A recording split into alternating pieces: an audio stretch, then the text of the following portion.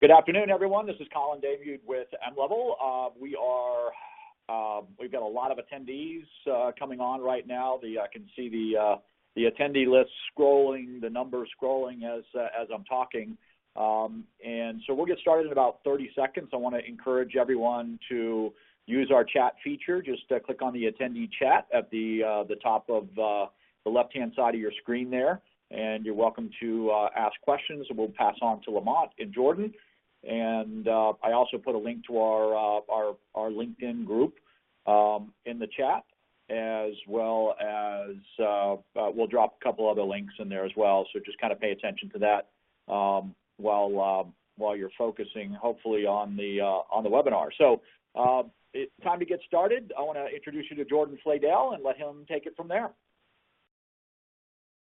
Thanks, Colin, and thanks everyone for joining us on the fourth edition of our webinar series. And today we are truly privileged to have a unique guest join us from north of the border up in Canada. I'd like to take a moment to welcome Lamont Exeter from TTEC, formerly known as TTEC, and he is the Vice President of Learning and Performance. And why I'm so excited about today's webinar session is over the last last three sessions, we've been very focused about delivering engaging content, viewing it much more from individuals who have expertise in one learning vertical or one learning discipline. We had Carl from gamification. We had Scott from Western from GP Strategies, and then we had Brandon Carson and Ricardo from the Home Depot. And each one of them were individual experts in what they're doing and presenting their challenges. But what Lamont's going to bring to the table today is quite unique. From his background, as Lamont gets the opportunity to travel the globe and learn about everyone's challenges versus just one individual company or one discipline. So with that, I'd love to get started and get Lamont to at least give us a background on the name change, the artist formerly known as TTEC, now known as TTEC. Lamont, I'd love to just understand kind of a little bit more about why the name change and what was it, a change in focus, or where things are going moving forward for you. And thanks again for joining. Well, thanks for having us, TTEC here, and myself, Jordan. And I'm glad that the Canada Day, that the energy from Family Day in Canada has spread over to you. You sound up and about and ready to have some fun today. So we at TTEC, we were formerly TTEC. We grew up with a contact center company for 35 plus years. And with the evolution within today's world being much more digital, being very engaging, and people wanting information, how they want it, when they want it, the world has changed in our business, and the way that we engage with our customers and their customers has changed dramatically. So what has happened is, whether it's on the talent development side, how we engage with employees, how we have empowered those employees to interact with the end user customer, that whole employee experience and customer experience has evolved so much that TTEC just didn't represent what we did anymore. So through a lot of research, marketing, and fun stuff, we simplified it and came with TTEC, and that's our new go-to-market brand. Well, awesome. Thank you for that. So that's where we're at and how we got here. Awesome. That's a great prelude to my first opening question beyond the easy one, Lamont. I promise you they will get harder throughout this. So without naming names, obviously we want to protect the innocent when we talk about companies. As I mentioned, you have spanned the globe everywhere from, Australia to the coast of the U.S. and more. You've seen all different types of contact center and customer service environments over the span of your career. Give us a sense of the wide range of companies that you've had a chance to see, and what type of different service and contact centers you've had the experience to either help in a consulting sense or partner with your role here at TTEC or TTEC. And that's one of the fun parts about our role is we do get to touch on industries from finance to insurance, healthcare, automotive, telco, and it's literally on any given day or week, it feels like we're interacting with 7 to 10 different companies, and we know their business quite intimately. We have a team of specialists who live within that world. So when you talk about the global reach, yes, we have a massive footprint within North America, being the U.S. and Canada, but also we have a large amount of clients in Europe and also within Asia Pac. With Australia being probably our third biggest market, And then also within China and Thailand, we have a fair bit of clients over there. One of the things that we've learned through this is how much you can learn from emerging markets, because several years ago, I remember when I first went to Turkey and seeing how they operate, and in '08 going into Japan and interacting with our clients over there and seeing the rave that was texting, it got us thinking, okay, because of the market and some of those emerging markets having their different challenges or how those cultures interact, you saw things that later became quite popular in North America. And having that insight and being able to have clients from around the world and stealing or borrowing best practices from each of them and sharing with others, that's one of the truly remarkable and powerful opportunities that we're able to do here at TTEC. Well, awesome. And so given that wide variety of companies and global reach and the contact centers you interacted with, do you find that there are common challenges that companies run into when building effective training experiences for their employees? I mean, given that you've covered things from Turkey to Australia to Canada to the U.S., everybody that we often run into often thinks they're unique, but I imagine someone like yourself who had the chance to see a wide array of diverse companies might find some commonalities that we as all training professionals can kind of lock ourselves into and feel better, because I know always when I have a problem, I always feel better when others are sharing the same problem that I have. And that's true. And there are nuances and uniquenesses to every company. I just don't think we're as unique as we oftentimes think we are, because at the end of the day, we're employing people, and people have some fundamental needs and fundamental challenges. I will say, just thinking out loud, there would be probably 4 things I would look at that are quite common along the learning and HR business. And the first one is just knowing the operational business that we support. There's a lot of times that we don't live in their world. We don't speak their language. We don't know their metrics and their drivers. And it's far too often when HR or learning do not get a seat at the table, it's because we're speaking in terms of items that the business doesn't really care about. Like, there's times that I hear learning professionals talk about engagement and these different soft values when the business cares about other things. Now, they merge, they intersect, they work well together, but if we can take some of the things that have been historically important to us and translate them into a language, a metric, a KPI that's prevalent to the business, that would be one.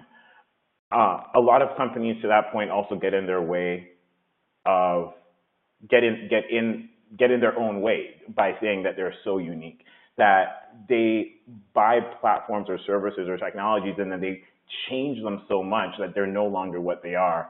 Luckily, the cloud is preventing some of this from taking place, but being able to, if you're going to a particular company and you're going for them for a best practice, take their best practice and modify your processes to align with those and move forward. And that would be probably my number 3, where we are too traditional sometimes and too conservative and conventional in our learning practices. The world has changed. You talk to a 4 or 5-year-old nowadays, and you put a laptop in front of them, and they're touching the screen and wondering why it's not moving if it's not a touch screen. The way they use tablets and the way they interact or communicate with one another is very different. You talk about teenagers, and people say, well, they're not social or they don't know how to communicate. They do. They just do it in their own way. And we as adults, as we come into our world, we've picked up so much on that. And the way that we socially interact and we trust each other is so different now. And that's why emerging technologies such as Yelp or TripAdvisor or any of these social tools that give you guidance on where to go for anything from eating to when you Uber or Lyft or do anything, we really trust each other. So we have to stop being so traditional and start thinking creatively on how the world truly operates, which would be my 4th point, which is our employees, we have to treat them like humans, and we have to remember that they're people. So when people are not at work, what do? And when we find things like that, and we build our systems, our platforms, our environments, our processes, our procedures around what people do in their personal life and translate that into work, that solves the previous challenge that I just mentioned about stop being so traditional, and it makes the workplace quite fun and engaging, and it gets people to be aligned. So, Jordan, I'll pass it back over to you, but those are the 4 that came to my head from that. Okay, well, that's great. And I think before we jump into the deck, I see this gigantic world of real-time learning, and I know you and I have authored an article on this subject, but Before we jump into your deck, I'd love to maybe that is your first slide. Maybe just talk a little bit about what is the real-time learning. What does it mean to you? Right? If you think about, in general, real-time is one of those magical words that we all struggle to deliver on, whether it's in technology for data purposes and reviewing data, whether we want real-time responses from individuals when we give them a question. What do you mean by real-time learning when you talk about this concept and how TTEC kind of goes to market and help clients reach this objective? And Jordan, from the time I met you down in Atlanta several years ago, we really kicked it off because we both at the time had younger people in our lives, and we saw the way that they learned, they interacted, and it affected us, and now it affects everyone around us. So whether it's my mom and she wants to learn how to cook a particular type of food, or if I need to go and cook something, I'm not going to a cookbook, or I'm not taking a course. I'm going on Tasty, and I'm finding out how to do it. I'm getting the video. I'm following the instructions, and that's the real-time nature of it. If I want to go and do something, and for instance, the other day I wanted to change the wiper blades on my car, and it was as simple as going into YouTube, putting in the model, the make and model, finding it out, and doing it real time on the spot. That if you take that notion of what I'm considering a real time right there, and you apply it to all facets of the business world. So you're interacting with the customer, you need information, as opposed to putting someone in the contact center space through 2, 3, 8 weeks of onboarding and expect them to come out and be proficient. Let's go ahead and teach them the basics, teach them on specific customer interaction types, what they need to know to be proficient, equip them with the tools so they can access that information efficiently, making sure that they're qualified and competent at that. And then while interacting with their customers, whether it's in a retail floor space, on the phone, whatever environment, being able to quickly get that information if they don't know it spontaneously in their head, being able to reference it, find it, and then either show it to that customer while they're doing it, or capture, consume it, and then educate that customer on it. That's the type of real time. It's getting information, the type of information I want, when I want it, in the format I want it, so that I can be proficient when interacting with people. That's my long-winded answer to your very short question. Well, I appreciate the long-winded answers, and I'm sure the entire audience base is like, well, that sounds great in concept, but how do we go execute it? But I don't want to jump ahead too far in the presentation for you here, Lamont. So I'm going to give you the floor back, and you can kind of walk us through, your kind of view, and you obviously put this wonderful deck together for everybody. So why don't you take a little bit here to go through the deck? And again, if you're an attendee and you have questions specifically related to real-time learning, or related to any subject that's on your mind related to contact centers or how to service the customer experience, please go ahead and put your questions into the queue, and we'll make sure we get to them. So go ahead, Lamont, and I'll be sure to chime in the background. Don't worry. Of course you will.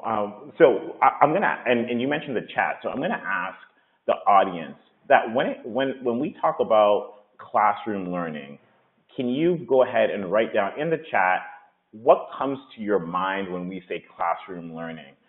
Because we would love to get some of that feedback on what that means to you, so that we can roll that out into the rest. And I see Daryl Speed was like the first one there. So I am going to just read them: instructor-led, having to sit still, daydreaming, passive, bored after 8 hours. Wow, high five. So this image that you're seeing right here, it should resonate with you. Loss of productivity, time away. Now, wow, those were a plethora of awesome answers. And that's yesterday's world. If you see in this image, people are generally not engaged. A facilitator is drinking gallons of water in order to get through the day because he or she is talking and educating themselves. They feel as though they have to be the subject matter expert, but it's boring. And not many of us want to do that. Not many of us would even sit here and listen to me for an hour, and I can't really blame you. So that's why Jordan and I have the interaction going back and forth. There's different things that you need to do. Not only must there be some form of an entertainment aspect to it, but there must also be a type of practical, this applies to me, I can use it, I can practice it.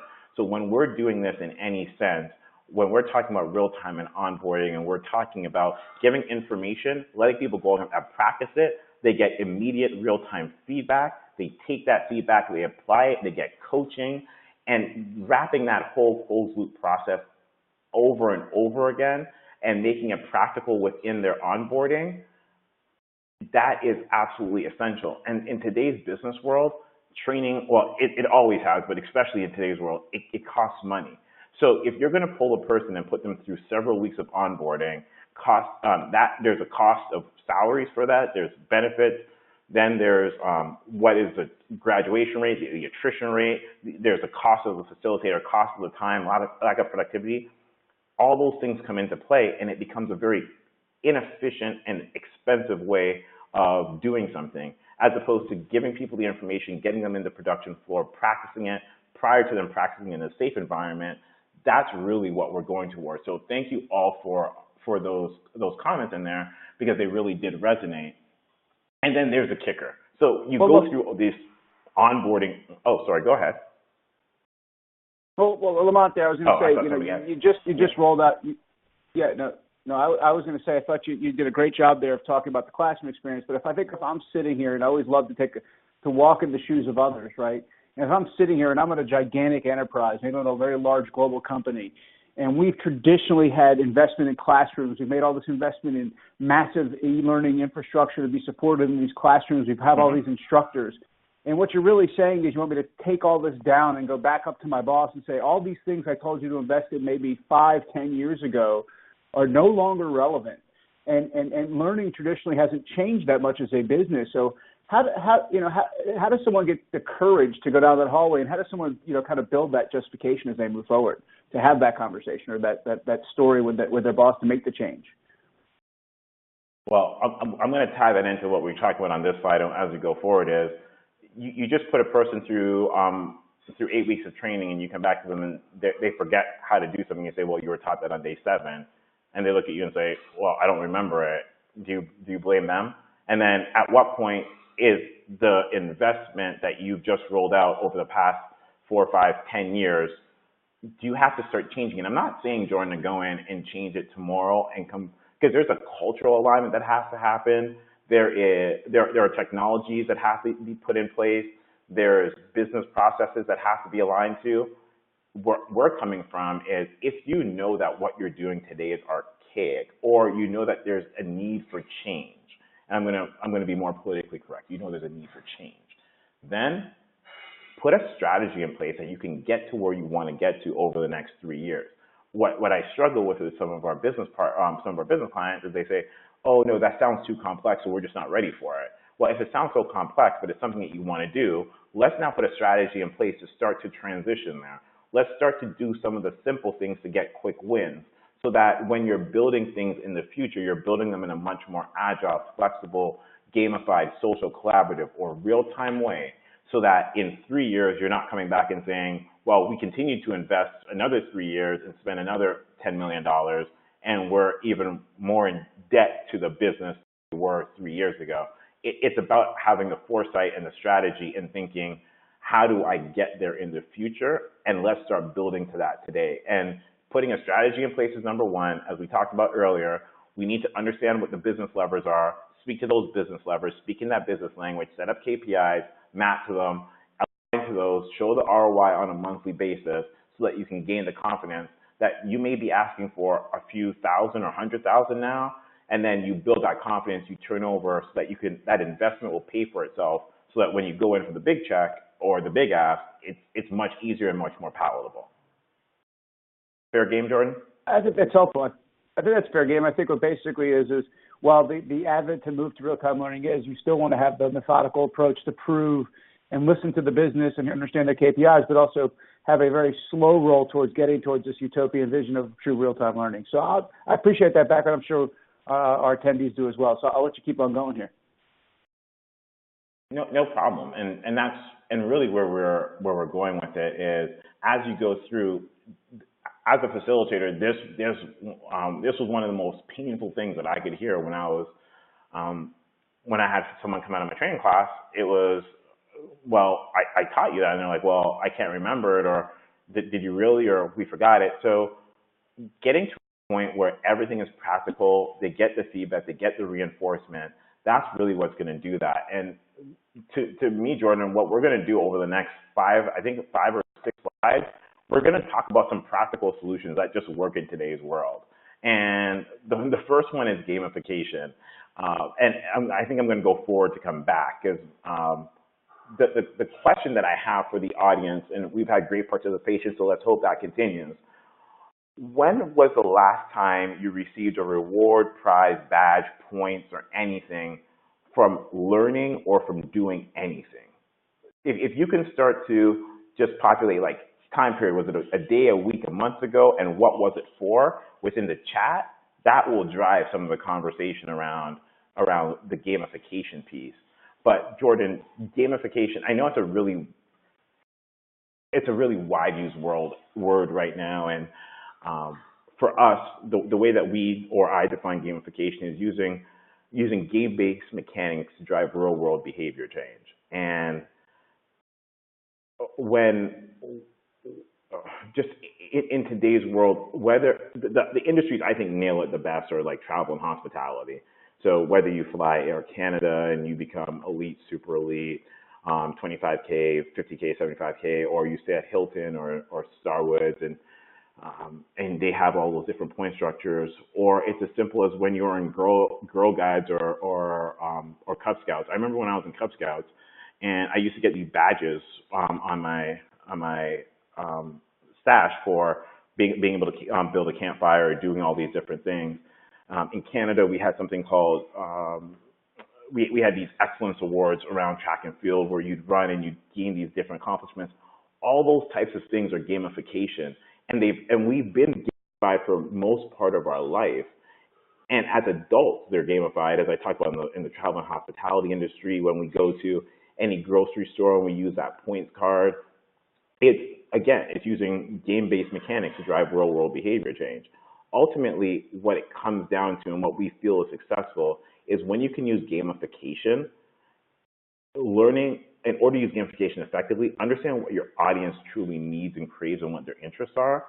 And by doing that, you are then able to you're then able to tailor your gamification to those to drive that real world behavior change. And what that does then is it gives people the rewards for doing the behaviors you want repeated time and again.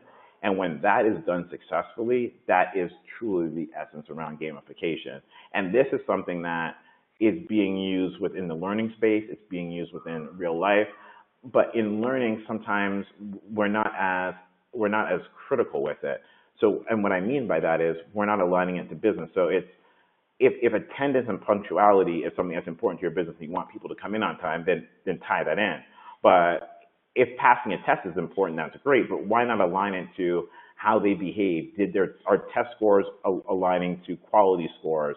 When you take a particular course on a topic, if that leads to you improving that particular topic in the real world, you get double and triple bonus points. Like, those are the types of complexities that we can get into that are really going to drive where we go. And when you do it like that and you align everything to those operational business drivers, that's when operations gets really excited. That's when the business gets really excited. And that's how you can really grow this particular item above and beyond what we're doing today. And you're seeing that this person is holding in their hand. While in some contexts in our world, you're not allowed to have mobile phones, this can be built into your CRM, whether it's Salesforce or any other system. I know that you do that within mLevel, and you can do it, and you can tie that into any other LMS, and making it prevalent and applicable to their daily lives. That's really what we're doing and what we're talking about with gamification. Now, as we go forward. Sorry, go ahead. Well, yep. I was going to say that what you said, Lamont, what you kind of did for me there was you kind of took the moment of taking gamification from what today kind of may be viewed as in the learning world as a static event to a comprehensive program, similar to how you used a great reference in the travel industry, right? And I think we even had one of our attendees talk about the behavior for getting points for getting their coffee, right? And if you think about both those behaviors, right, they're consistent, right? What we're seeing there is a consistent commitment to that draw of gamification, whereas I like to put gamification's roots are really in loyalty, right? They really start in those loyalty programs you referenced within travel, right? We change human behavior, but we stay consistent with them. And what I find is a lot of companies treat gamification as a single event, right? They'll gamify an experience, that'll drive an experience which will temporarily change behavior. And, you know, I've always used this, and I think, Lamont, you've heard me tell this story before, where if you think about gamification and you say, what other things that don't have consistent gamified programs where people disconnect from a program rather quickly, it's like weight loss or the gym, right? Those are two places where gamification is incorporated, but I don't think that they do a great job of making it easy to be consistent. But when you talk about places that are like in the travel space, you know, they really have figured out how to get people to choose and be loyal to those organizations and continue to be gamified along the way. And I think what you said there is that when companies in the learning space, especially with contact center employees, need to find a way to make gamification part of their fabric so that employees are measured and rewarded for their behaviors and actions that align to the KPIs and goals of the organization on a consistent basis, almost as if they were earning their rewards cards to get another free coffee from Starbucks along the way. And you're spot on there, and that's really where we're going. If you leave it only within the learning space, I think it's a waste of money and you will struggle. This has to be something that's embedded within the day-to-day fabric of your life and everything that you do within that workspace. And when I'm seeing it as in my face, for those of us who travel a lot, it's really simple. Like you see it all the time. But with anything, whether it's going to a particular gas station and driving that loyalty, they're so related. So if in my business world, if I'm getting points for every time I get a quality score over 90%, I get points on a certain level, then I'm going to drive to get better quality because I want those.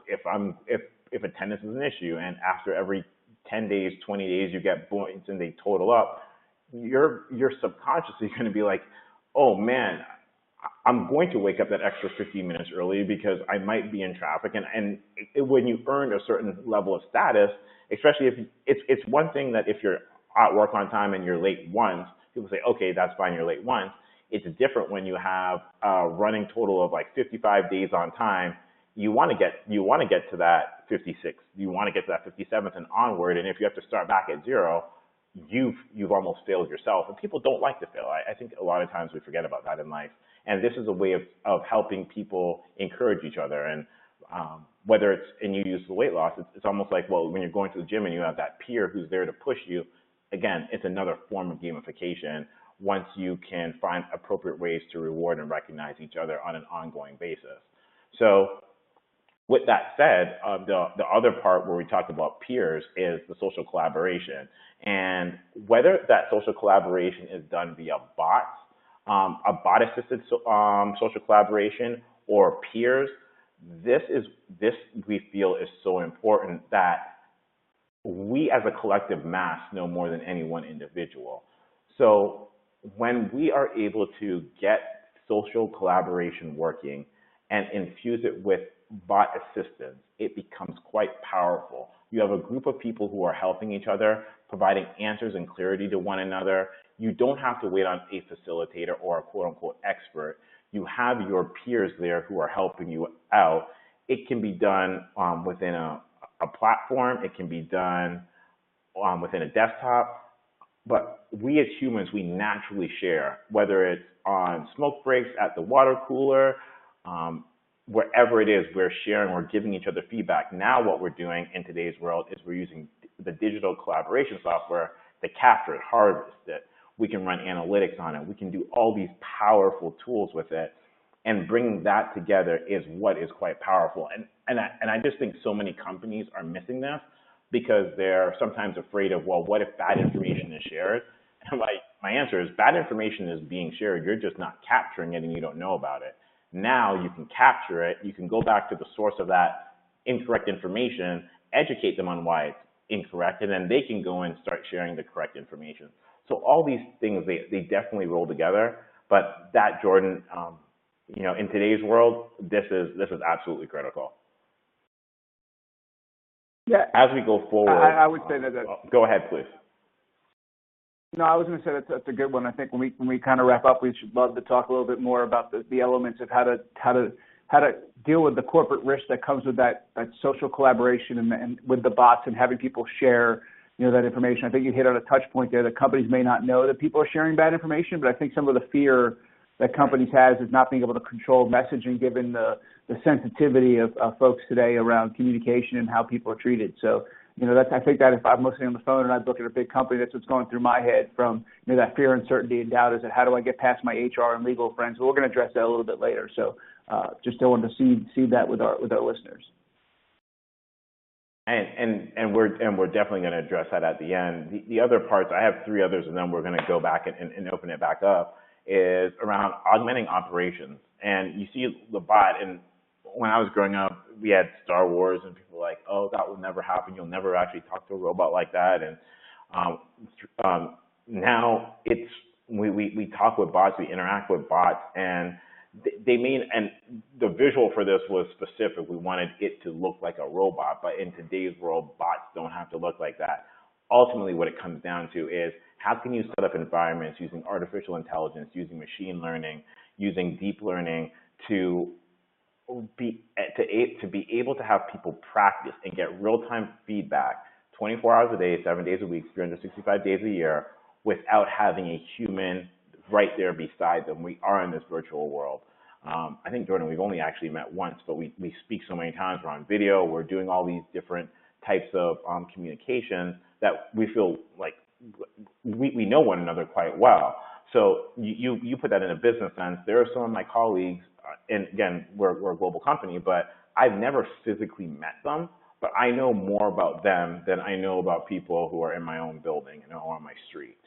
It's because in today's virtual world, we can have a lot of things happen where the augmented operations comes into play. If you can find a way to simulate your operational environment where people can feel as though they are interacting with a real customer, or if you're a manager, you're interacting with an employee and you're giving him or her feedback, because oftentimes we forget about giving about the management development part.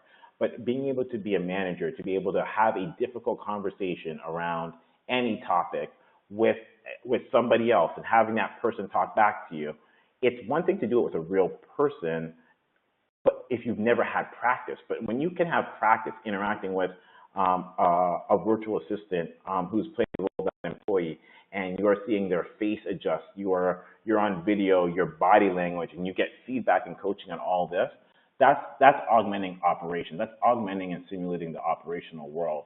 And being able to do that, and that's something that companies really don't do as great of a job at as they really should. But that is going to be a very critical part of life going forward. And getting that nailed will be essential. And then just before we go on to the last topic is personalized coaching. So again, in today's world, that personalized coach does not have to be in front of you. You could be able to take an interaction and post it online, have somebody go in, give you feedback on it. You could have that one-on-one interaction from experts around the world. If you have a expert in one part in New York and another one in LA, another one in Dallas, and one in Miami, you can have people on all over the US who are sharing feedback, all over the world sharing feedback, and now you're getting coaching from experts. You can be able to pick up that device or tap in and have a video real time with them. And as much as the bot becomes important, having that one-on-one coaching can become so essential. This is a part of the real time. It is great that if you have a struggle on a particular topic, you can tap into an expert, get somebody, have a conversation with them, then get back to either the customer, return that customer's call, re-engage with them. You may want to put that customer on hold for 30 seconds, but that real-time personalized coaching is absolutely essential. And in today's world where we're capturing all the data real time and we can listen to a conversation or tap into it, those are some of the parts that we feel are absolutely essential going forward, because this is present today. This is not something that's going to be coming in 3 or 4 years that we have to prepare for. This is how some of the leading edge companies are doing stuff today. So Jordan, I know we have a question for the overall audience who can hopefully chime in with some additional feedback about their comfort level. Ultimately, the audience question is: are you more comfortable learning with a peer, a manager, or a bot? Because we talked about social, we talked about one-to-one, we talked about bot and machine-based. Just to the audience, which one are you most comfortable getting feedback and learning from? And Jordan, while we're waiting for the folks to chime in with some of their answers, I'm sure you have some questions for me. I do, Lamont. While the group's all chiming in, and I really appreciate everyone's participation in this. You talked about the concept of real-time learning and how it benefits the employee, right? You know, you talked about how that's what the employee wants, and that's awesome, right? But you know, the key thing that I think we have to do is really give maybe some key benefits that the company gets, right? So we touched on this a little bit when I teased the question of how to justify the business case, or you know, but when you think about what are the specific benefits a company gets from moving to this real-time learning model that you're proposing? There's the three main ones that we've seen. One is cost, two is efficiency, and three is quality. So it saves money. I know earlier somebody mentioned something about classroom training being expensive. So there's a sustained cost. There's a sustained cost of having ongoing high attrition, high turnover training, where you are pulling people like a trainer or a supervisor, coaches, like all these people off their day job to support that classroom. There is a cost around it. Their labor is not getting any cheaper. All those things are going up into play. So if you can reduce the time to productivity, both from in a classroom and then the time to efficiency once they're outside of the classroom and now they're efficient, that is a massive saving. The next one we talked about I mentioned was efficiency. And everyone doesn't need the same thing. We don't all start at the same point. So if you can have your training coming in that there's an assessment, an effective assessment that gauges where everyone is at, and then of the, let's just say 100 modules that people have to go through, some of them are requirements, some are just absolute compulsory, but others are optional, and others I can test out. If I'm already proficient, I think I've been using Apple products exclusively for the past 5 years. If I'm going in and I'm working for Apple and you're going to give me a tutorial on how to use an iPhone, I will probably fall asleep in that class.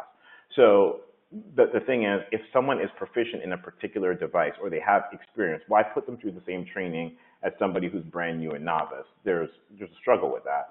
So by being able to tailor the learning, not only does it drive employee satisfaction, which is great, but there's a direct cost savings. That person can graduate earlier, you pay them less for training and become productive quicker. So there's a whole efficiency aspect with that. And then with efficiency, especially when it comes to workforce management, for any up training or cross-skilling, being able to push information, that means you don't have to pull large groups off the phone. It just becomes much easier from a scheduling perspective. So WFM love you. Operations loves you because you're not pulling them off. Before it was, well, you have to pull people off in 15-minute chunks for e-learning. Now it's between calls, you have 30 seconds, you have a minute, you can go and take that content. And then quality and consistency drive, you want consistent high quality. So you want to be able to repeat the number of repeat callers. You want to have other measurable statistics.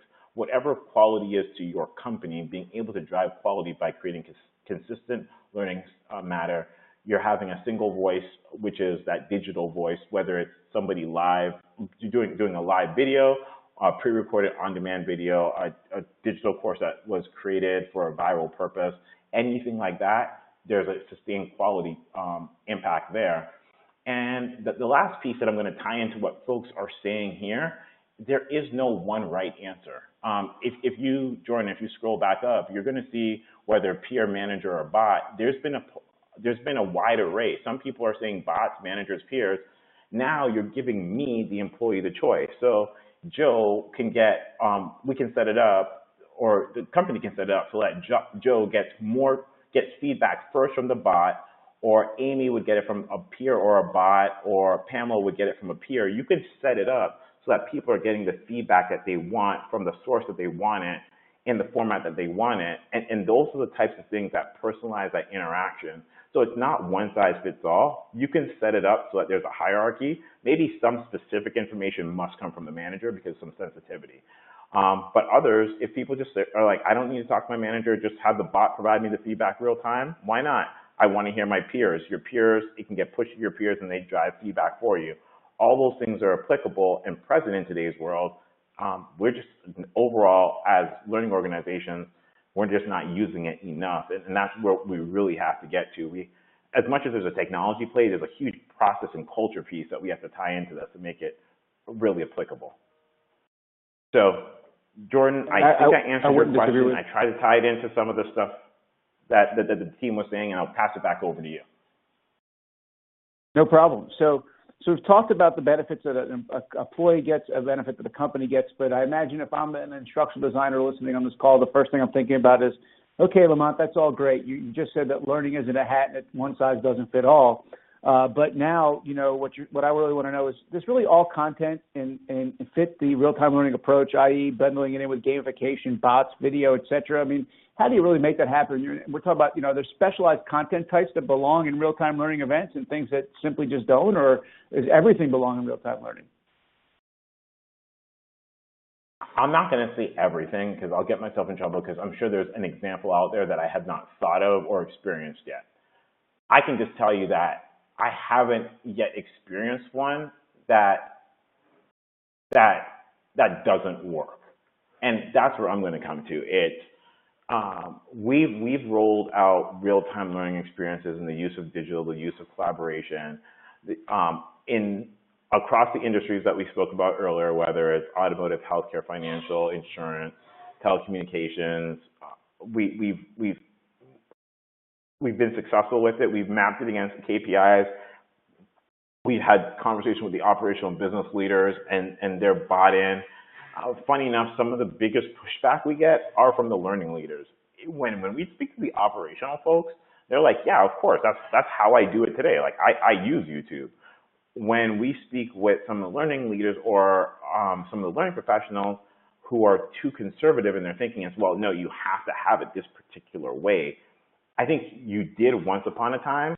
The world is changing, and in today's world, get creative, try new things. It may not work the first time. That doesn't mean that you throw it out. It means that it didn't work that particular time. So what was successful? What could you do? What could you modify? And keep going at it and try new things, because whether we like it or not, the world is changing and will continue to evolve, and we just can't get left behind. So again, we've seen it with compliance. We've seen it with sales. We've seen it with management development. We've seen it with handling difficult situations internally and with customers. And Jordan, in every time, it may not work right away. Sometimes there's technology challenges, sometimes there's cultural challenges, but once you address those and you really work with those business leaders and you work with the audience and understand what they're comfortable with, we've just seen it, and we've seen it to be successful. Well, that's awesome. So, obviously, I know there's a few more slides to cover. I want to encourage our attendees to throw any questions and not let me monopolize the time here, all the questions coming your way. Appreciate that answer there. So as you've talked a lot about technology here, Lamont, and I know we've talked a little bit about, it's not all about technology, but at the end of the day, I think all of us who've got experience in working in the contact center world know we're a bit limited, we feel a bit limited by the technology put in front of us, or the technology that the agents have at their desk, right, when they're doing their job, and the rules and restrictions that our peers in IT and security place upon us from a standpoint of what we can and can't do. What is your view, how companies should look at their future IT learning stack?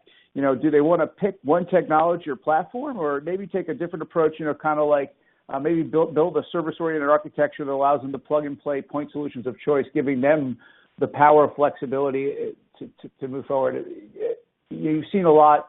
You've been all over the world, and you know the pains that our folks are on the phone are listening to. So I'd love to get your thoughts on what would you do if you had, if you were in those shoes, and how to recommend they build their learning stack on the IT side. Well, the fun part is we are in those shoes, because we have an audience of 50-odd thousand employees that we need to support and build learning and everything like that for. So, and the approach that we took is the same approach that a lot of people take when they're at home and they're building out their home networks and in this connected house. So when you're in a connected house, the question is, are all your products necessarily Samsung? Well, no. You oftentimes take best of breed and you make them connected. You get them connected. That's the overall approach that we've done and we continue to do. We introduce our partners to one another, and we get them to talk to each other. And then what we do is we make sure that they can all play. So there has to be some foundation. Here's where you work with your IT team. Because IT has to be your friend, or else your life is going to be much more challenging. So we work with IT and we understand what is the framework, what is the architecture, what do you need, what are the REST APIs, what are the REST service calls, what is everything that needs to work. Then from there, that becomes one of the few requirements that we go out to with our partners. And we say, look, you need to work in this environment because we need to be collaborative, whether it's single sign-on, if it's an integration with Salesforce, how it needs to speak back and forth, or whatever the CRM of choice, LMS systems, knowledge-based systems, collaboration platforms, gamification platforms, and all these different stacks. So just like in your home where you may have a Samsung fridge, you may have a Whirlpool washer dryer, you may have Nest, you may have Logitech for your video camera, you have all these different things, but they can be connected on a single device. That's the same premise that we do when we're building out solutions within our workplace. We say we need you all to work together. I personally believe in best of breed.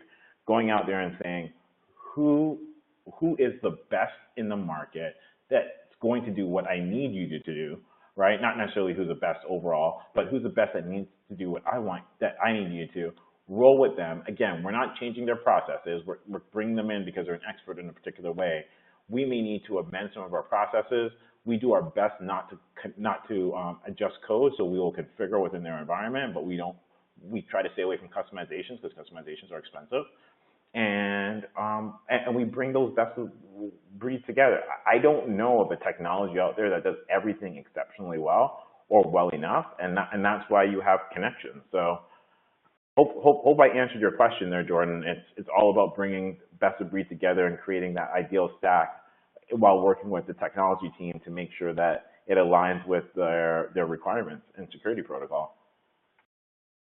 Yeah, and I think that's a great summary there, right? And I think the home analogy is a great one. And I think the laggard I'll add to that, or the difference between being at your house and being in a corporate environment is, we have these legacy infrastructure in a corporate environment, that the things such as a legacy LMS, right? And there's value in every piece of technology in the stack.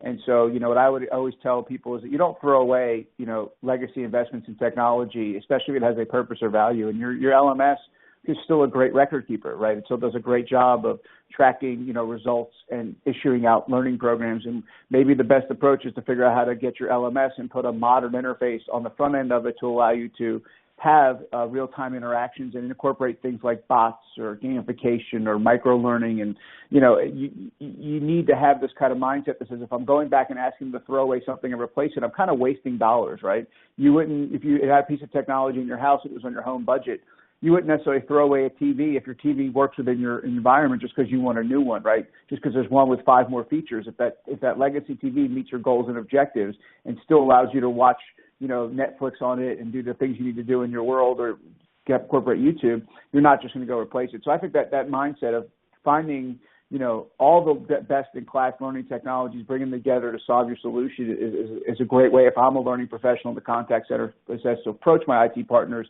Because one thing IT partners don't want to do is have to kind of go through the process of replacing everything. And also, I would encourage everyone to know what you currently have the capabilities to do today, right? That's one thing that we often hear from a lot of folks is, I need to get a brand new system because it doesn't do X, and then they go down the path of, doing a search, meeting with vendors, and then they go back to the procurement and IT organization. The first question they ask is, well, are you sure the system can't do it today?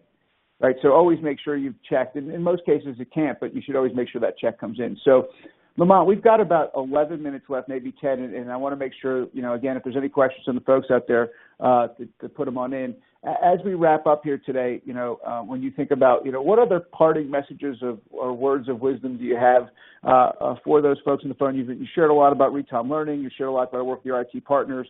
You touched a little bit upon this, and maybe you'll conclude with this, maybe to expand a little bit around, what is the right way to work with your business partner? Because when we talk about IT, well, they're going to be the executors of your vision, and your instructional design team and partners are going to help you get the content ready, and your vendors are going to be the tool partners. Where you really need to make hay is with your business partners. And so how do you build that rapport and demonstrate value and continue to be able to work with them, because they're going to help you fund what you want to do, and it's kind of like a win-win, right, situation there. So what would be the final words of wisdom you'd pass on to everyone related to that subject. So going back to your TV example, you're absolutely right. You don't just get rid of something because you want something new, but you do need to start planning for the future. So if you want to have a fully connected house in the next 10 years or 5 years, whatever the state is, use whatever new technology you get. You want to make sure that any new purchase can align to it, and then find the correct use case for the technology, whether it's an LMS and using it as a record-keeping system and putting a GUI over it to make it sexy, or integrating it into your social collaboration platform so it sits on the back end with single sign-on and deep links. There's a lot of different things that you can do once you know where you want. So getting a strategy and having that strategy aligned to the business objectives of the organization in language that they understand with KPIs and measurements to align to them, that is absolutely essential. And when you can get that, that would be the biggest part. That to us, that's ground zero. And unfortunately, a lot of people skip that. But once you can get that in place, it makes everything else significantly easier. So to answer that question to you is, I would definitely focus on getting a strategy, creating a multi-year vision, knowing where the business is going, aligning your metrics to those, aligning your strategy to those metrics, getting everything aligned, and making sure that you're on a good foot or at least in alignment with IT. Then you're 90% there. Then it just comes down on executing and finding the right partners to play with, which is, quite frankly, once you have everything else in place, that part becomes a lot easier. Awesome. Lamont, I really want to thank you today for joining, and I want to encourage our attendees who have been a part of today's session. If they have additional questions, so feel free. I know Lamont loves to get bombarded with questions on his via email or on his LinkedIn profile. I'd also encourage you to check out what TTEC brings to the table there if you're running a contact center today or you have a contact or customer experience challenge. And I think we all know that with 55% of all transactions moving into the contact center world by 2020, this is a burning bridge that we all have to get our hands on to figure out how to cost effectively run and operate these. So thanks everybody for joining today. Thank you, Lamont, for participating, and thank you to the TTEC team for all your support. I want to do a little preview here. Next month, you'll get a chance to meet Peter Talmers. Peter Talmers is from an organization called Slalom Consulting, and as we talk today about micro-learning, and we talk a little bit about peers, managers, bots, and all types of different technologies in the space, Peter's going to spend some time talking about a concept called lean learning, and I know that lean fits very well with the strategies that Lamont's laid out today. So I highly encourage those who've joined today to come back next month. I believe we're looking at about a month from today, where Peter will be giving us lots of insight into the concept of lean learning. And again, Lamont, thank you so much. And feel free to contact us at any time with your questions, and look forward to seeing you all next month.